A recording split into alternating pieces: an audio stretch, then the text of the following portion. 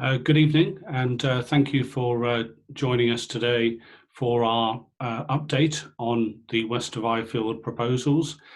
And over the next hour, we will, as a team, go through an update on the project and some various aspects on the project, which will be recorded. Next slide, please. So, some introductions on who's going to be here tonight. Next slide, please. So you'll hear from the full Homes England team. That includes myself, Ken Glendinning, as Project Director of Large Sites. You'll hear shortly from Kate McBride, who's Head of Planning and Enabling. Also Lisa Palfreman, who's Senior Planning and Environmental Manager. She will be talking shortly, and then also Chris Bearton, who's also Senior Planning and Enabling Manager for Large Sites. So let's just talk through just how the session will work tonight. It's 1 hour. We'll have opportunities for questions and answers for about 20 minutes.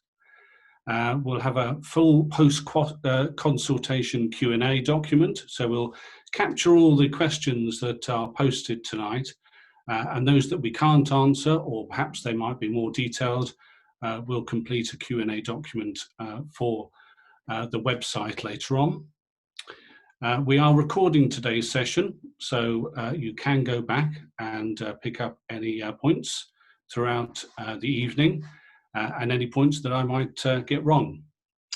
Also, we've got an opportunity for Q&A, so if you can post your questions, we will collect those from there and come back to those later on.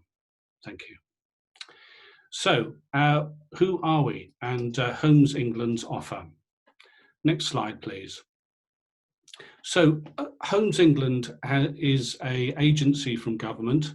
We're committing to unlocking land, and in this case, unlocking land that mostly that we own within the area of Horsham. We're committed to investing across the country, across our projects, delivering various infrastructure as well as major investment in placemaking to bring forward new places and new housing. What does that mean? It increases the productivity in terms of the local area. So we believe that by building new homes, we increase the opportunity for local skills and new technologies to come forward. We believe that the investment in West of Ifield is supporting the local area to deliver their ambitions for more homes that local people can afford. And by doing that, that's improving the market resilience of the area by encouraging new entrants into the market. And I'll talk about that more in a minute, particularly in terms of new for house builders, and particularly small house builders come in and start building on our land. And that means that we can provide greater ranges of home ownership products, which are more affordable for local people. Next slide, please. So the first few examples I wanted to give you this evening is one that I've been personally involved in. A few years ago, I worked with Crawley and developers Persimmon and Taylor Wimpey to unlock a scheme on the east of Crawley. And that is now well advanced. It's a scheme called Forge Wood for 1,900 homes. And I'm particularly proud of that because it is delivering at pace, which is the reason for our role in many sites. And I think some of the numbers are worth sort of pointing out tonight. Today we've seen in that scheme over 1,200 new starts. That's 2/3 of the scheme is already underway in the last few years. And that means that nearly 40% of the scheme was completed. And as the scheme was providing nearly 40% of the affordable housing in the scheme, that's contributing to the home ownership sort of products for Crawley Council. Next slide, please. Burgess Hill is another scheme that my team have been involved in, and I hope that some of the examples we're delivering there today are examples where we will bring forward in the West of Ifield scheme. Burgess Hill is an urban extension to the town. About 3,500 homes. My team worked with the local authority in terms of stepping in for a site that could have a major contribution to housing in the West Sussex area. And in the last 3 years, the agency has invested many millions of pounds in unlocking a scheme, but also more particularly investing in infrastructure ahead of the first homes that are being built. And that is a great example of how Homes England, not acting as a developer, but acting as part of the government, is unlocking investment where it is most needed to bring forward investment and to bring forward new homes. Next slide, please. This is a scheme in Cambridge, and I think I put this slide in really to exemplify the kind of public placemaking that our developers are bringing forward on schemes like this. This is a fantastic example of where Countryside have taken a scheme, brought it forward, and is now very successful and is delivering the kind of home ownership product that is much needed in an area of high house prices. Next slide, please. So that brings me to Northstowe, one of the largest projects that Homes England is delivering across the country, and a good example as comparison to Ifield in terms of how we're investing in the early infrastructure to unlock a scheme before even the first homes are built. So on this scheme, as you can see in the top right-hand slide, is where the road was invested in by Homes England, over £60 million of the link road connecting into the scheme.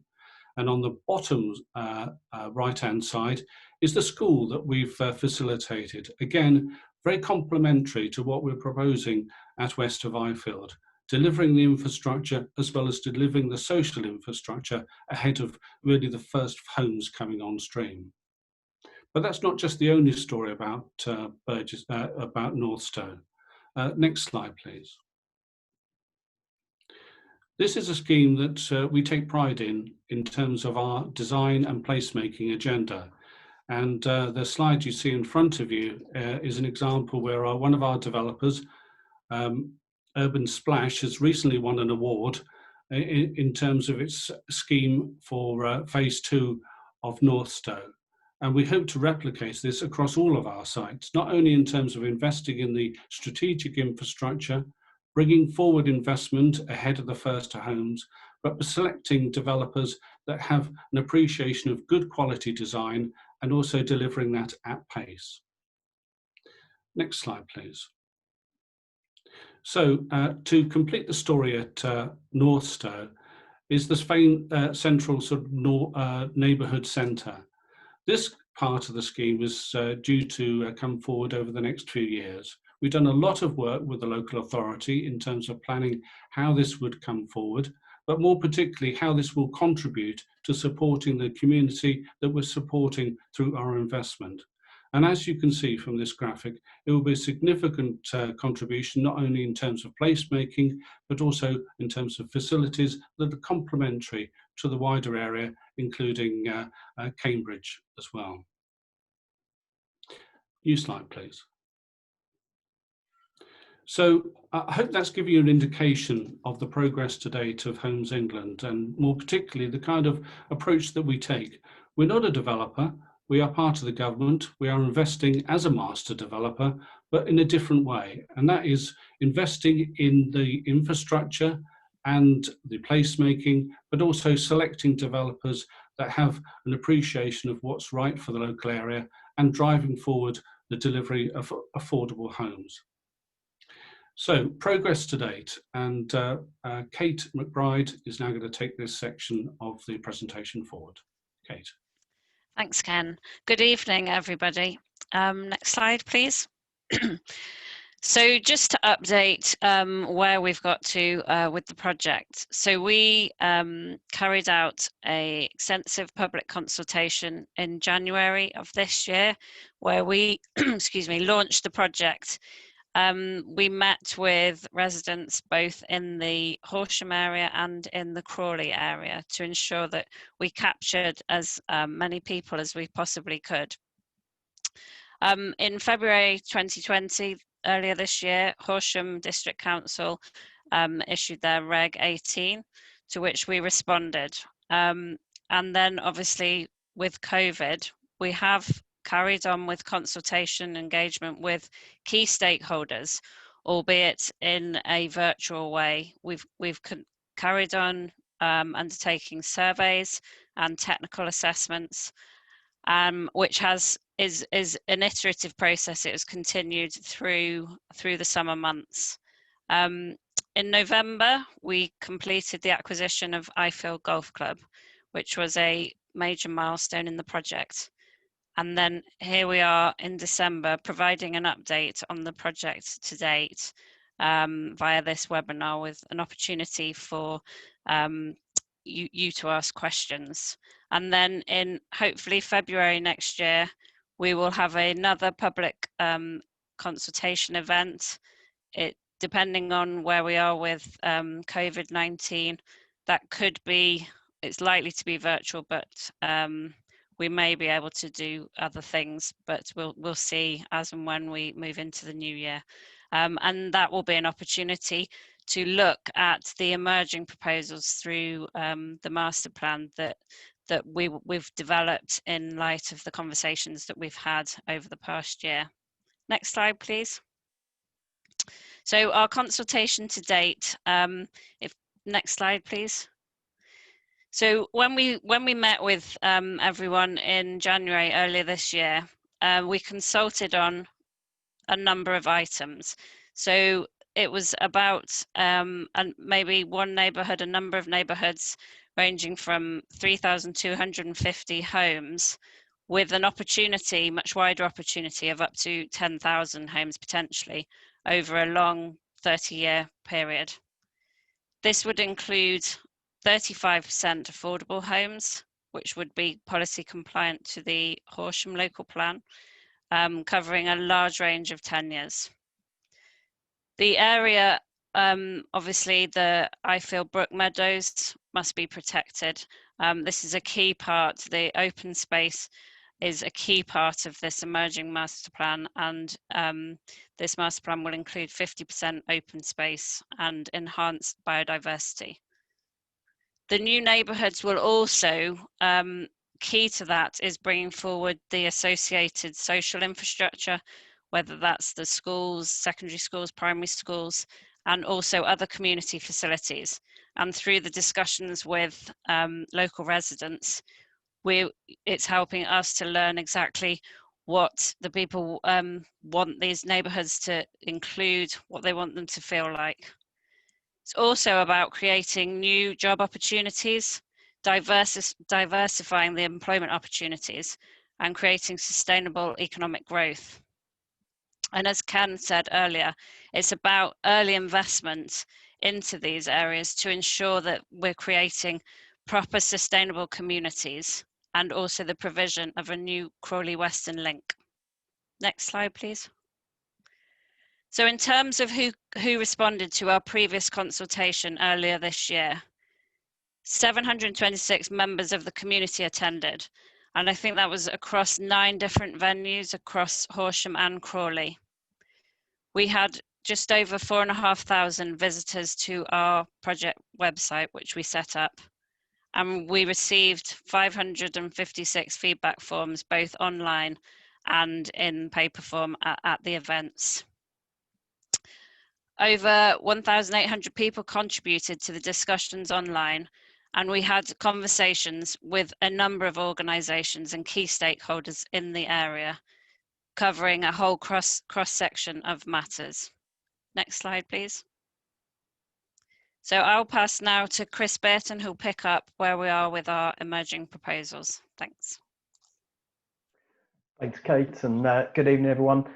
So what we wanted to do today is take you through how we're responding to some of those key issues that were raised in the earlier consultation, and share really the approach that we're taking to ensure that they're fully considered as part of the master planning process. What we don't have today is a lot of the detail.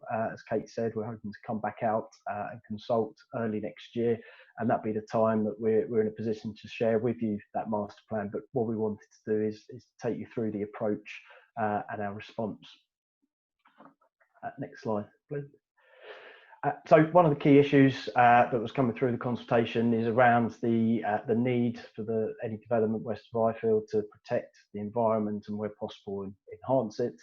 We've already sort of set out a commitment through the scheme to ensure that 50% of the space within the development is retained as open space, and particularly through the master planning work, we're making sure that we do retain and enhance the most valuable environmental assets and recognise that there are a lot of important environmental assets within the site. So that includes protecting Ifield meadows, but also looking at opportunities to create new publicly accessible space, so particularly to the north, where there's opportunities to create a country park and so forth.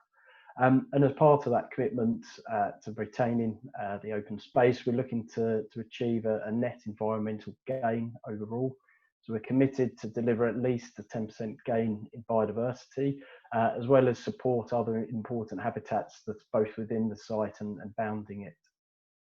And lastly, around our sort of environmental strategies, very much focusing on the impacts of climate change. So it's not only looking at reducing the emissions and the contribution of the scheme to climate change, but also ensuring that the design of the development itself mitigates the impact. So we recognise that there's concerns around flooding in the area and flood risk. So what we've been doing over the last few months is working with the Environment Agency and other statutory bodies with the responsibility for flooding to really understand those issues and make sure that they're fully considered as part of the detailed design stage.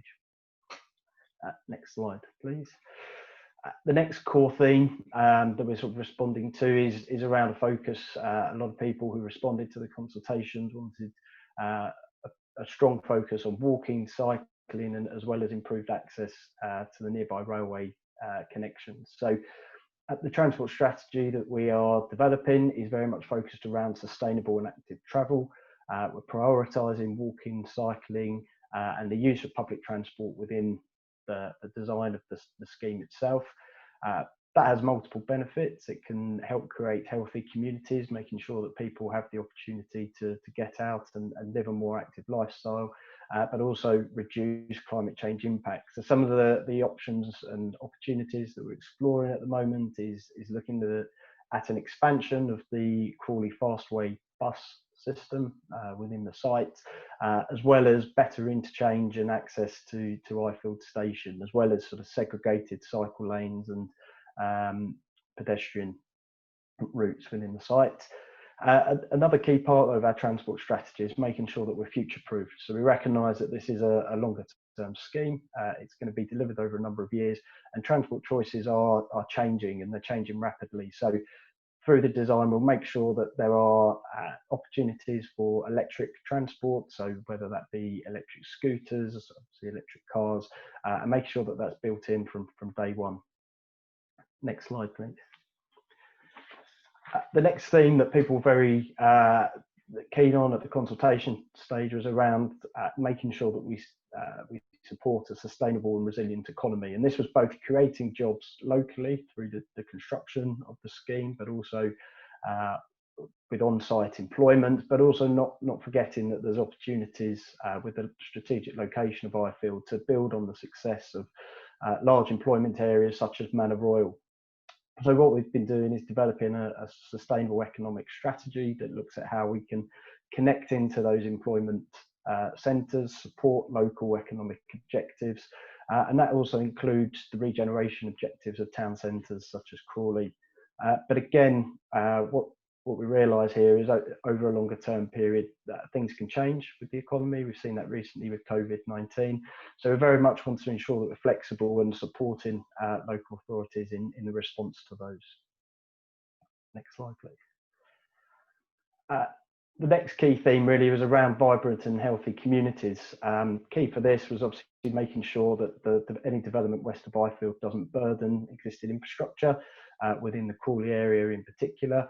and the need for that infrastructure to be delivered early. So we're looking at opportunities and speaking to providers to ensure that things like new education provision and the opportunities for health provision are accommodated within the scheme and very much can be delivered as early as possible. So those conversations are ongoing, but it's very much at the heart of the new community that we're providing. Next slide, please.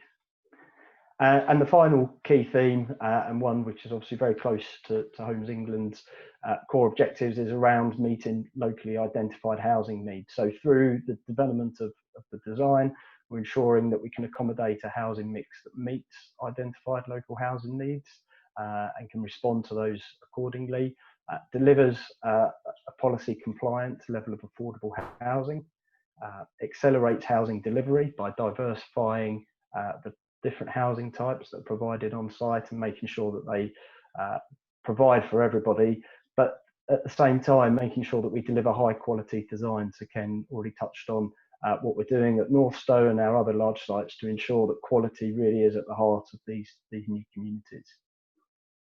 So that's the overview of the key themes and the approaches that we're taking. Obviously we can answer questions on that, but when we come back in February we'll have much more of the detail that underpin each of those. Thanks. Thanks, Chris.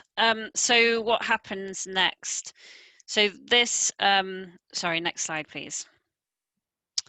So autumn engagement, that's what we're doing tonight, and an opportunity to answer questions, and we've provided you with an update of where the project's got to, albeit at a high level at the moment, because that work is continuing.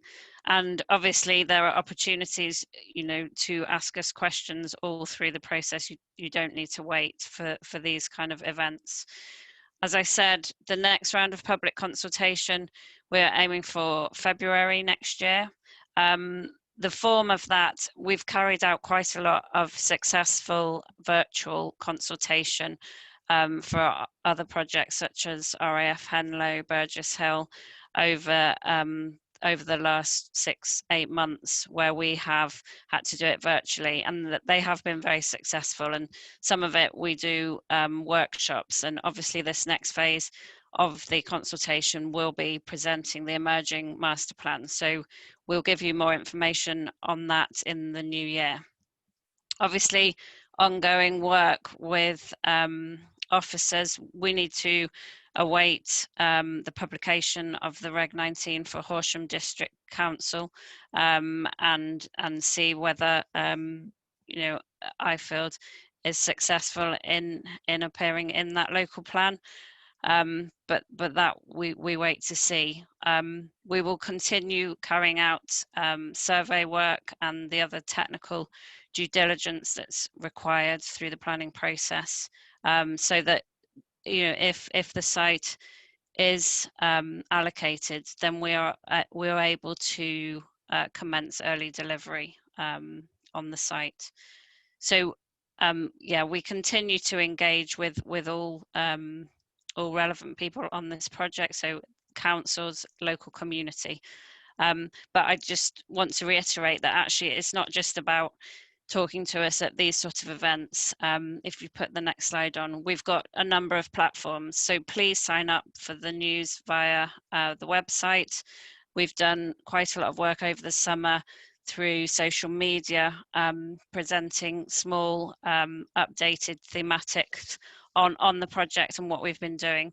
You can also email us directly on the West of Ifield at homesengland.gov.uk, which is on the screen now, or on Twitter at West of Ifield.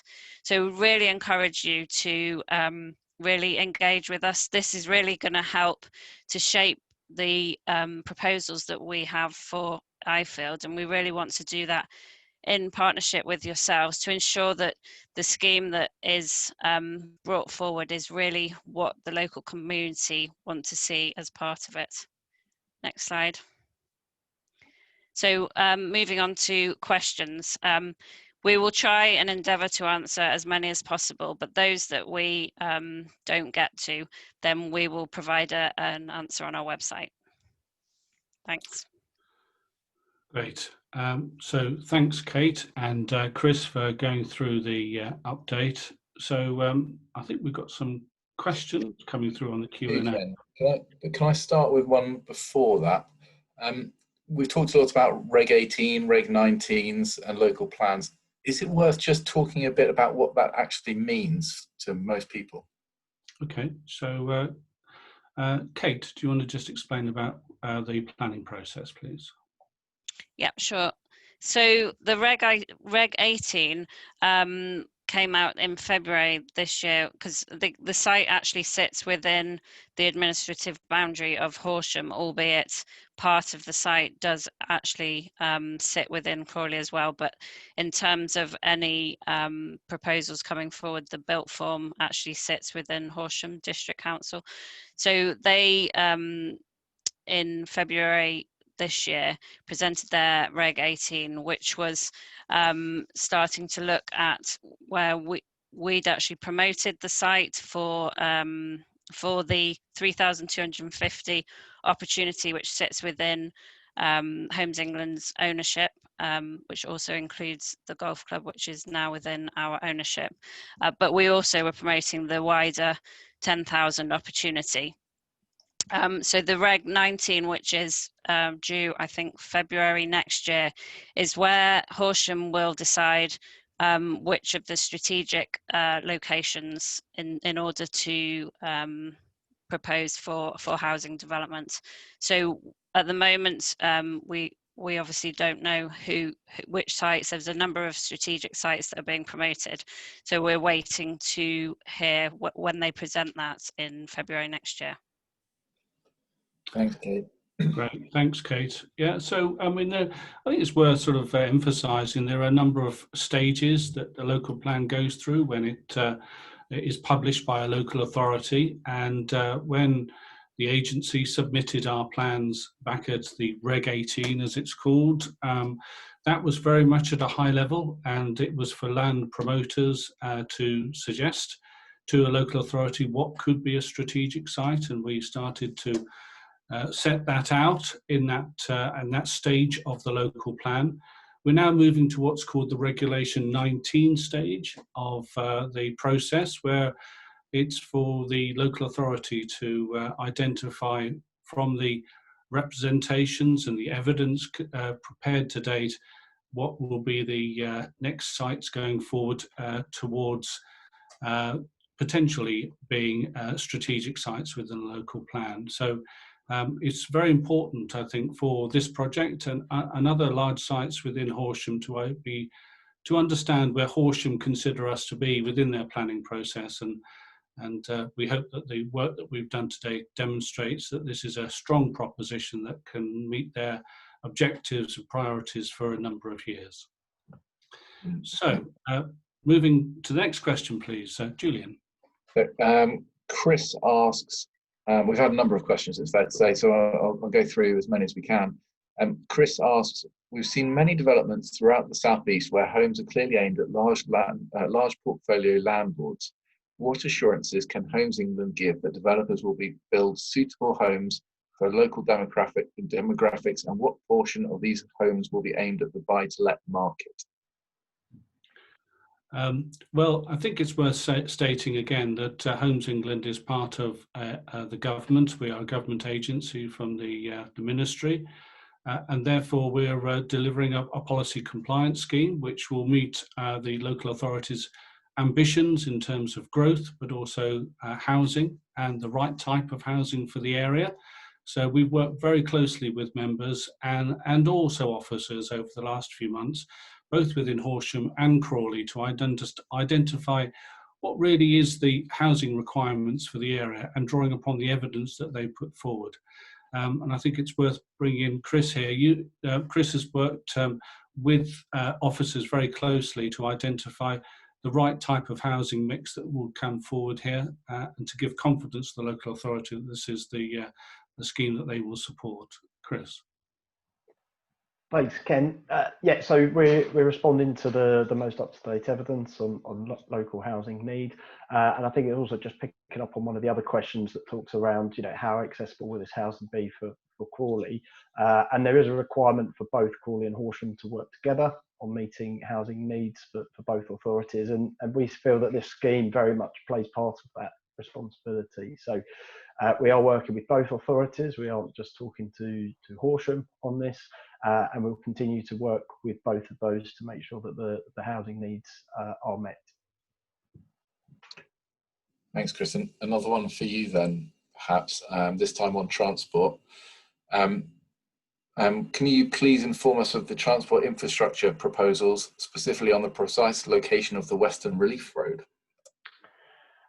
Yeah, I can do. So as we talked around the transport strategy, it's very much aimed at reducing the reliance on the car. So the hierarchy that we take first off looks to reduce the need to travel. So by providing not just the homes here, but a whole range of services as part of that new neighbourhood. So new schools, shops, other community facilities, we can reduce the need for people on a day-to-day basis to travel outside. Secondly, where people do need to travel, we'll very much look to ensure that they've got a choice to use sustainable transport modes, whether that be walking, cycling, the use of new e-mode transport, so like e-scooters, or the sort of railway that's nearby. And then lastly, we'd look to, obviously, people will still use the car, some people will still use it, so we do need to make sure that that's accommodated for, and through the design of the scheme we will be enabling a section of the Western Link to be delivered. The exact location of that will be presented early next year as part of the master planning proposals, but the design work that we're doing is making sure that is sized and there's enough space there to make sure that it meets the long-term traffic demand in the area and not just a short-term requirement. Brilliant, thank you very much, Chris. There's one for Lisa here. Please explain precisely what is meant by and how you will achieve a 10% biodiversity net gain by replacing hedgerows, trees, etc. with concrete. Okay, thanks very much for the question. So biodiversity net gain basically means making sure that there's more nature after development than before. And so the way in which we do this is to make sure that firstly that we know what's on site. So we've had surveyors going out in August and September this year, ecologists going out looking at all the habitats on site, measuring them, measuring the size of them and looking at how good the condition is. And then we use this data to put into a tool. So we actually come up with a number, a biodiversity score for the baseline, so what's already on the site. As Kate's explained, our proposals include 50% of the site being green space and an open space. And so when we look at what we're going to do, we need to make sure that as part of our proposals, we integrate things like hedgerow enhancements, woodland enhancements. Will have areas as part of the flood mitigation, which will include things like ponds and swales. So there will be new habitats that will be created on site as part of the development proposals. So what we need to do when we develop our master plan is make sure that biodiversity and ecology is very much part of that. Once we've developed the master plan, we'll look to see what the scores will be for the habitats and their condition once we've developed out the site. So that will be a series of predictions. And then what we'll do is compare the score for the baseline that we've already looked at this summer, and then we'll look at what the score will be afterwards. And we need to demonstrate to the local planning authority there'll be a 10% improvement in nature on site after development than before. And very much we'll be making sure that the plans will include things like parks and green infrastructure. So making sure that there's wildlife areas integrated as part of our development plans. Brilliant, thanks, Lisa. And while you're on, you don't get away that lightly, how will you protect the existing wildlife on site? Okay, so the existing wildlife on site needs to be protected as part of our plans. It's really important that we do that. The best way that we can do that is to make sure that we know what's there. And so we've been carrying out a lot of protected species surveys on site, as well as the habitat survey. So we know exactly which species are using the site, how they're using the site, and where they are. And we need to take that information into account as we come up with our master plan. So all the information that our ecologists provide is being shared with the people that are doing the landscape plans, the people that are doing the master planning for working out what goes where. So for example, there are areas that are low biodiversity on site. We've got cropped areas, agricultural areas, and we'll try to make sure as far as possible that those are the areas which we develop for housing. So we'll make sure that we take into account that as we come forward with our master plan proposals. We'll be carrying out an environmental impact assessment as part of the planning process, and the idea with an EIA is that you look at the impacts of development on the site, you predict what will happen with the development, and you look as far as possible to reduce your impacts, so to mitigate your impacts.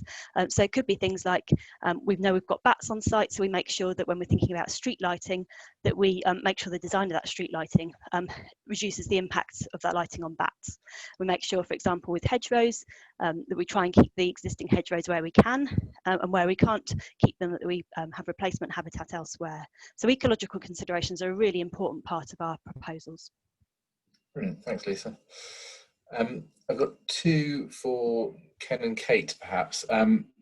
Alison asks, 88% of the land is in Horsham District Council, but clearly 99% of the impact will be on Crawley.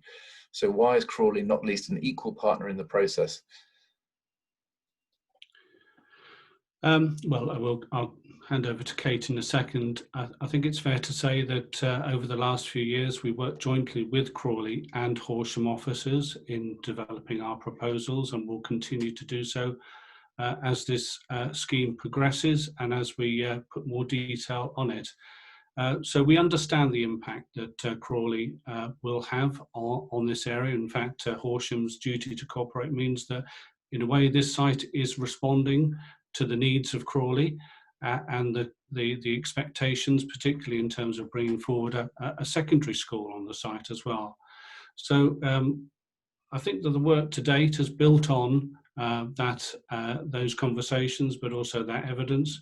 But as we develop our proposals further, we will be seeking their response and comments to ensure that it meets their expectations. Kate, do you want to add anything more? Yeah. Yeah, I mean, we absolutely recognise that whilst the site, any planning application that come forward within that site will be determined by Horsham, but obviously, you know, its impact is on Crawley, and that's why, as part of our consultation, we really do, you know, we set out, I think, 9 different venues, and half of those were in Crawley and half in Horsham. So, you know, it's really important that we work together with the residents of Crawley, the local authority, Crawley local authority, as well as Horsham. And I think, you know, as our role as Homes England and collaborating between those 2 local authorities, I mean, that's absolutely key and imperative that the solution for this site absolutely recognises the needs of Crawley because of its close proximity. So absolutely agree with that. Thanks, both. We've got a couple of questions about jobs. Robin's asked what jobs will be created. Alison has asked about the impact of COVID-19 and what that means, how you know, what jobs will be there, how, where, and what, she said. And then various others. So if Chris, perhaps you and Ken can talk about jobs and economics. Sure, I'll pass to Chris for the second point. In terms of jobs, I think it's fair to say that any development like this will be a major stimulus for jobs for many years, not only in terms of the skills opportunities and bringing forward a range of construction opportunities, but also the opportunities for the residents to have access to jobs as well within the scheme. I think we have been working very closely with the Coastal Capital LEP as well, and we feel that this scheme is embedded within their strategy for the kind of jobs that could come forward here, which allows the area to diversify from where it is at the moment and really give an opportunity for it to fit within a broader economic strategy, which is planned for the Gatwick Diamond. Chris, do you want to pick up on the second point, please? Yeah, just to pick up on the second point. Sorry, Julian, can you just remind me? Yes, we just talked about how, where, when, what. Yeah, on the site. So I think, in terms of the site itself, there's both direct jobs that can be delivered, and as Ken said, that's partly through the construction stage, but through the master plan itself, we will be enabling employment floor space to be delivered as part of the new neighbourhoods, and exactly what that looks like. We're not fixing that at this stage because we need to be flexible to respond to changing economic conditions and ensure that we are compatible with the long-term economic objectives of the coastal capital LEP, of Crawley Borough Council, of Horsham District Council, and what their aspirations are. So what we'll do is enable that floor space to come forward, but be flexible in terms of the types of jobs that can accommodate, so that at the time that the scheme is brought forward or the employment space is brought forward, it is the right employment space and can support the need for jobs at that time. But I think also here there is the opportunity around indirect job creation as well, and that is very much building on its location adjacent to places like Manor Royal, like Crawley Town Centre, where there is already quite significant investment going in here, and actually by connecting new population and new homes to those major employment areas, we can ensure that it gives confidence to new employers looking to move into those areas that they have got the workers there, and they can confidently invest in the wider Crawley and Horsham areas as well. So it isn't just about our sites, but we will do quite a considerable amount of work to enable jobs within the site itself, but it's also about supporting that wider economic picture as well. I think the point was on COVID-19. I think we've clearly seen, and that's demonstrated by how we're talking tonight in terms of this update, is that I think that the world has changed, and obviously there's been further announcements tonight about the impact of how COVID is in the country. We would expect our proposals to respond to that, and I think part of that is looking at how home working, but also better connectivity, broadband, and all the opportunities of a scheme like this, supporting a more flexible way of working in the future, will give it a more sustainable opportunity in the future. So we are fully aware of that, and in fact it's something that we're embedding in our other sites, our other large sites, particularly in terms of Northstowe and other schemes across the country. And I think it's worth emphasising that the agency is part of a government objective to support sustainable development and the right type of schemes coming forward. So we will be embedded all the right thinking and investment to make sure that this scheme is as successful as it can be, even in a post-COVID world. Chris, did you want to add any more to that from the sustainability perspective? No, I think that covers it. Thanks. Thank you. Julian, any more questions? Yes, a few more. Just wanted to ask about health. We've got a couple of questions from Ranjinder and Elaine. What health provision is being included? We don't have an A&E in Crawley, and Homes England talked about during the consultation that every single person asked, "Are you building a new hospital first?" So can we just talk about health for a second, and what provision there may be for health on site? Chris, you've been having the discussions with the CCG and NHS, haven't you? Yeah, certainly. So we're very much aware of the concerns locally around the need for additional health provision, and I think what we've committed to through the master plan is to make those opportunities available to the NHS commissioning bodies and provide sites where they're needed. I think it's important to say that at Homes England we haven't got direct control over the delivery of those facilities. So what we need to do is work in partnership with the NHS providers to ensure that the provision is provided as they need. So we'll continue those conversations. We will make the land available for the facilities that they identify, should they be required in the scheme. But it is very much a partnership approach and collaborative approach to delivering those health services. But we're very much having those discussions now to ensure that needs can be met. Thanks, Chris. So let's move on to water for a minute. We've got a question about flood risk and mitigation.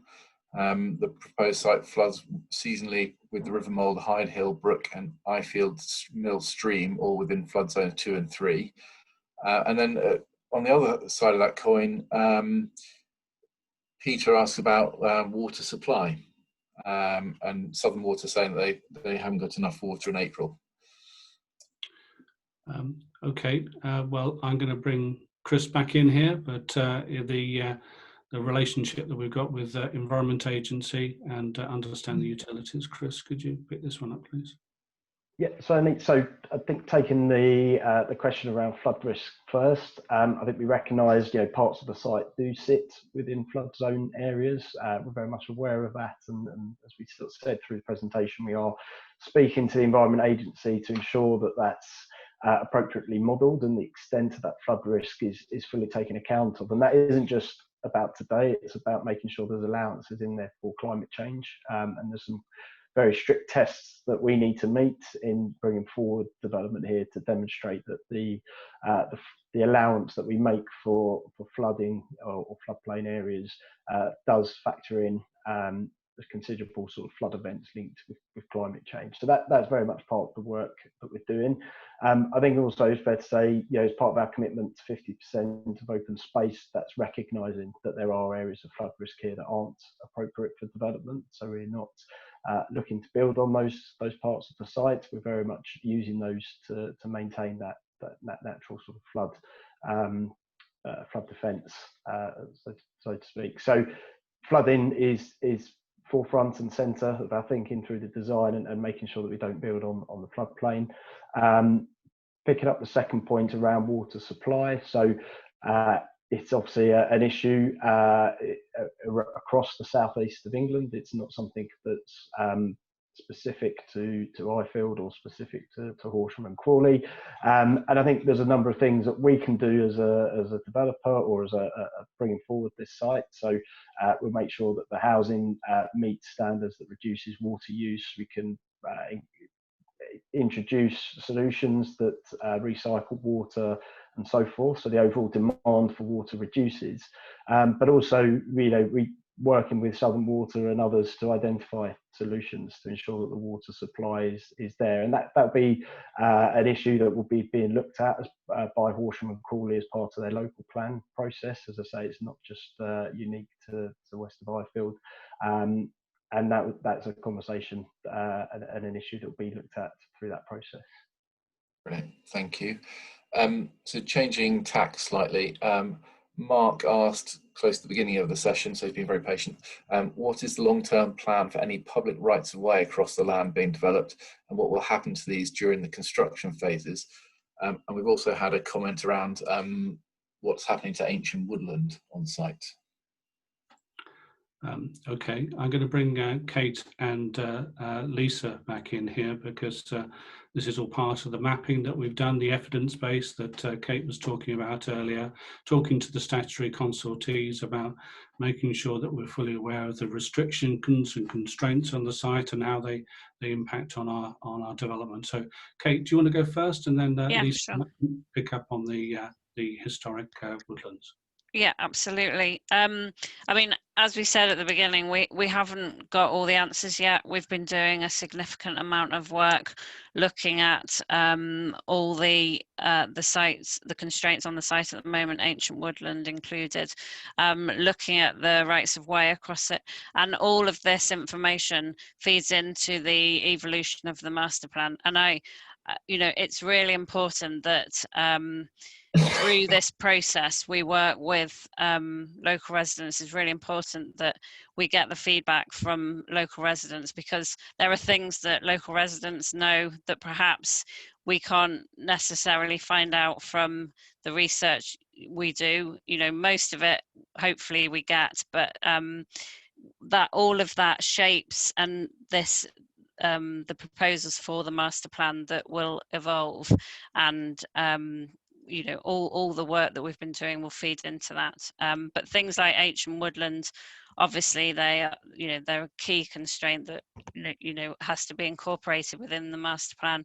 And as I said, earlier on in the presentation, 50% of this proposal will be open space. Lisa, do you want to add to this? Yes, thanks, Kate. Just to confirm, the ancient woodland was checked and reviewed during the ecology surveys back in August and September, and there's requirements around, in terms of natural England standing advice, requirement for a 15-metre buffer around ancient woodland parcels. So we'll be looking to be compliant, policy compliant, as we are in other aspects of the scheme with that, to ensure that we protect the ancient woodland. Yes, thanks, Kate. And that's very much in line with our approach on other schemes, as we've agreed with the various statutory bodies.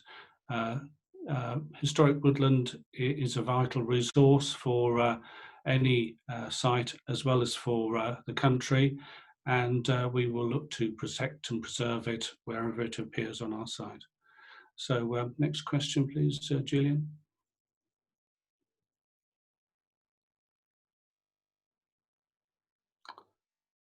I don't think Gillian, you seem to have gone off. Sorry, I was talking to myself.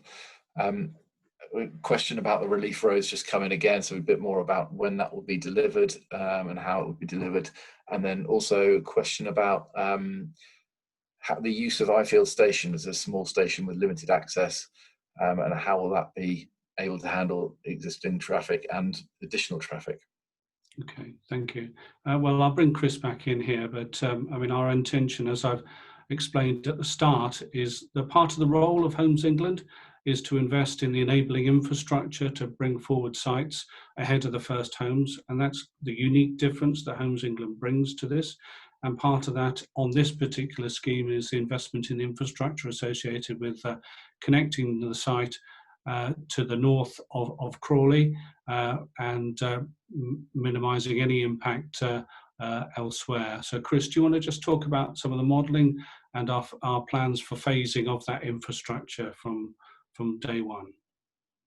Yeah, certainly. So all of our highway proposals, including the Western Link, will be informed by detailed sort of transport assessment work that will look at the impact not only of the site but also of the wider area as well, and growth in traffic across the wider area. So that will inform the extent of the Western Link, what it looks like, and also traditionally would look at sort of the timing of delivery and when that's needed. But I think what we recognise here, that particularly in relation to the west of Ifield, is that Western Link has a number of benefits to it. Not only can it deliver some early relief to the wider community, but provide access to the site, so it would avoid new residents using some of the existing roads, which we know already have some traffic issues with them, but also would help us mitigate construction traffic impacts. So by putting that road in early,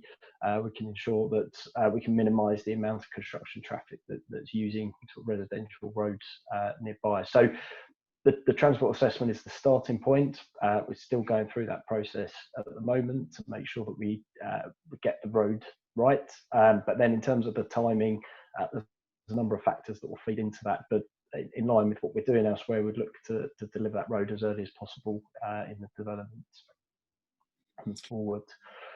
If I just pick up on the Ifield station as well, so I think the question there was around its capacity and its suitability for further use. I think what it's fair to say is what we're not trying to do here is encourage a significant amount of out commuting from the Ifield development by providing jobs and services as well as the homes within that. We are reducing the need to travel, but where people do need to use the station, we will be looking to ensure that they can access that, but not by the car. We'll be looking to enhance new access routes, walking and cycling, look to work with Network Rail around the potential to better the interchange there. And again, it's not about car parking, but it's about making better provision for bus interchange, for cycle parking, for perhaps plugging in your electric scooter or your e-bike whilst you're on the train. So we're having those early conversations around what the potential is at Ifield to accommodate that. So and then there's also a wider sort of programme of work that Network Rail look at around station improvements, which happen over a period of time. And again, should Ifield be taken forward by Horsham as a preferred allocation. That will very much feed into their longer term investment plans where upgrades are needed. Yeah, thanks, Chris. And I think that's a really important point there. I mean, this is a real opportunity to create a community that has a real modal shift, as we call it. It's a shift towards more sustainable forms of transport, public transport, and connections into the adjoining area. Julian, a couple more questions? Yeah, we've got 3 more I quickly want to talk about. So you talk about affordable housing. This is Alison. Can you define that? How much of this will be available for Crawley people? I suppose that means as opposed to Horsham people. I think, well, I don't want to preempt those discussions, but Crawley and Horsham are talking at the moment about how this will meet the local nomination needs, so I don't want to cut across any of that. I mean, as a housing agency, the government's housing agency, we're here to deliver as many tenures and types of opportunities for people, not only to own their own home, but the opportunity of home ownership as well. So I think a scheme like this has such a huge opportunity, and as I've been working with Crawley for many years in terms of the delivery of social rented housing in Forgewood, I can see the real benefit of how a scheme like this can contribute to the local waiting needs as well. So I won't cut across anything, those discussions, but they are ongoing at this time. Thank you very much. Then Anonymous asks, surely this development is subject to planning permission, or is this a foregone conclusion and so this will definitely be going ahead? It's subject to a process, and I think that our event tonight, hopefully as part of that, is that we're making the case to the councils as well as putting the evidence out here to date of how we're working with the community. There is a long process here. Kate, do you want to just talk about the next steps in terms of the planning that obviously through the local plan and beyond? Yeah, sure. So as we said earlier, we're awaiting the publication of Horsham's Reg 19, and if Ifield is successful at that point as being one of the preferred strategic allocations, then we will prepare a outline planning application for the 3,250, that part of the site, which would be submitted later on towards the back end of next year, with all the supporting information on the environmental, as Lisa's talked about, and Chris on the transport side of things. So that would be a very comprehensive application that would then be submitted to Horsham District Council for their determination. But as I said, we would work with Crawley and Horsham. It's as we've said, it is absolutely imperative that this would be a joined up approach, but obviously we need to wait the outcome of the local plan process that Horsham District Council is going through at the moment. Thanks. Thanks, Kate. Okay. We've got time for a couple more very quickly. Hughes asks, seeing how COVID-19 has impacted society in various ways, e.g. entertainment, cinemas, pubs, restaurants, shops, etc., what changes, aspects and facilities are you now implementing to enhance living for residents in the general area? I guess that also probably covers not just older people, but younger people and different types of people. What kind of facilities are they going to be on site, apart from just homes? Okay, I'm going to bring Chris in here because he's been working with the master planners over the last few weeks, looking at options for our neighbourhood centres and how they could work together and also complement Crawley. So, Chris, do you want to pick up on that work, please? Yeah, certainly, Ken. So I think there's 2 ways to answer that question, particularly sort of looking at the existing residents. I think sort of turn it on its head a little bit. If you look at what facilities this development could support. I think a commitment to a large scale development in close proximity to Crawley, and the certainty that that will be delivered, which is one of the benefits of Homes England, will actually provide the confidence for a number of existing facilities and providers to continue to operate and invest in the local area. So I think there's an angle there where it will support existing facilities locally, but then within the scheme itself, as I sort of mentioned earlier, what we're doing at this stage is providing a flexible approach to community facilities, leisure and retail within the neighbourhood centre, so that we can respond to what those needs are at the time, because they are going to change. People will be